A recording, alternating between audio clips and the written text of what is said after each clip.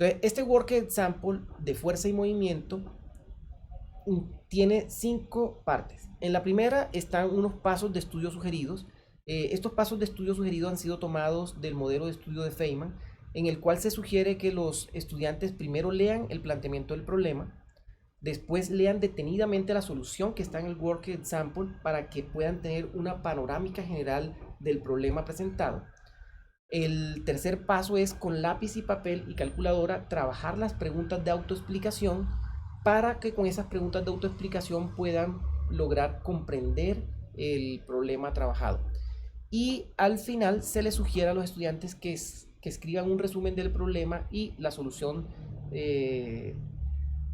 enfocada a cómo haría para explicárselo a otro compañero. Y esto es muy importante porque está basado en la explicación entre pares. Cuando veamos el modelo de French and Prader para formulación de preguntas de diferente nivel cognitivo, vamos a ver que este elemento se mantiene.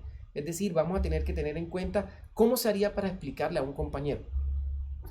El problema que está planteado en este work example es: la descripción del movimiento de cuerpos macroscópico puede ser realizada en términos de una magnitud física llamada fuerza. Nosotros sabemos que esta magnitud física llamada fuerza fue introducida en el siglo XVII y que el primero en estructurar una teoría completa alrededor de la fuerza para describir el movimiento de los cuerpos macroscópicos fue Newton. El problema consiste básicamente en: utilice el simulador PIT de Colorado, el enlace está acá, para explicar las leyes de movimiento de Newton. Este es un work example aparentemente muy sencillo porque es explicar las leyes de movimiento de Newton, pero tiene un detalle, y es que involucra un simulador para poder ejemplificar varios detalles importantes en estas leyes de Newton y poder resolver esa pregunta. La estrategia propuesta para la solución de este work example está basada en cuatro pasos.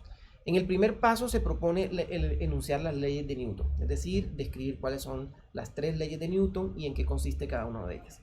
El segundo paso consiste en usar el simulador en el modo movimiento para entender en qué consiste el principio de la inercia, es decir, la primera ley de Newton.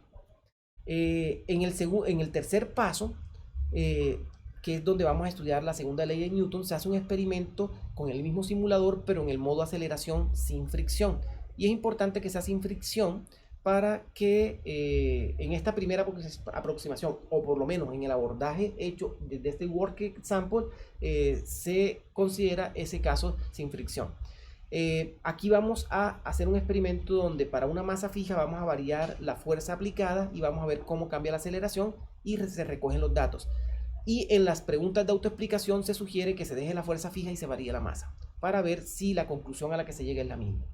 El cuarto paso consiste en estudiar la fuerza neta bajo unas condiciones que generan una situación problemática que ya vamos a ver, y generan unas preguntas respecto a la aplicación del principio de acción y reacción.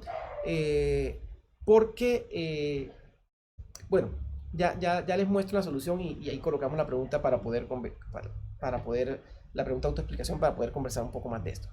En la implementación, aquí en el primer ítem se describen las 3 leyes de Newton. Está una descripción muy corta de las 3 leyes de Newton.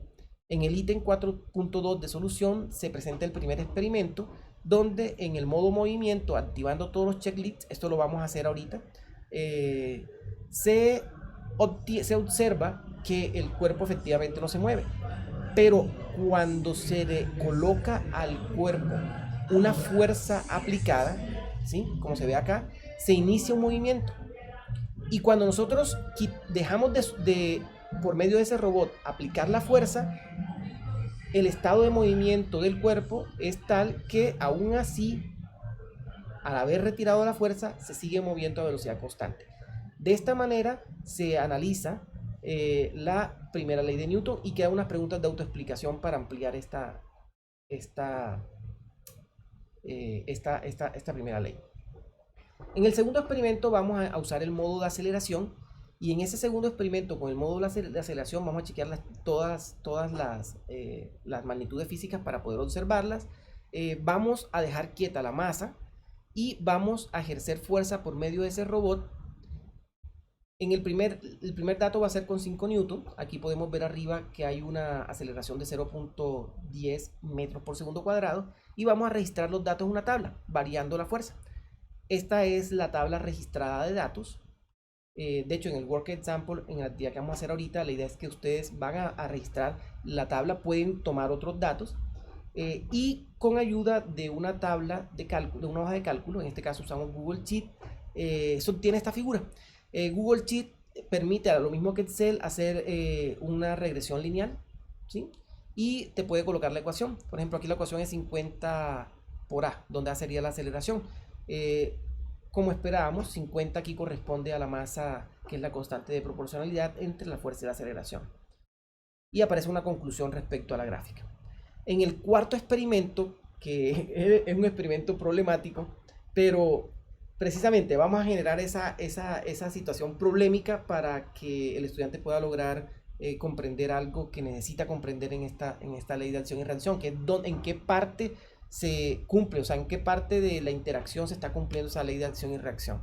En este caso se coloca en el simulador en el modo fricción y se coloca la primera condición tal que se va a colocar una fuerza que sea menor que la fuerza de fricción que ejerce el piso sobre la caja. Entonces, bajo esa suposición, podemos observar que la fuerza con la que la fuerza de fricción con la que se opone al movimiento, el contacto de los dos objetos, es decir, la mesa, la caja con el piso, va a ser igual a la fuerza aplicada.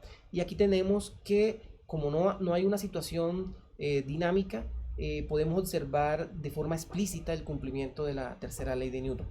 Sin embargo, una situación muy curiosa que hay que hacerle caer en cuenta a los estudiantes, y es que cuando sacamos del equilibrio al sistema, es decir, ya tenemos una aceleración aplicada a la caja, la fuerza, la tercera ley de Newton, vamos a tener que interpretarla en términos del contacto que hace el robot con la caja. En el contacto que hace el robot con la caja, en ese punto de contacto, allí se nos cumple la tercera ley de Newton, porque el resto, el sistema como un todo, ya está sometido a una aceleración y está en un proceso dinámico. El siguiente paso o el siguiente ítem en este work example son las preguntas de autoexplicación.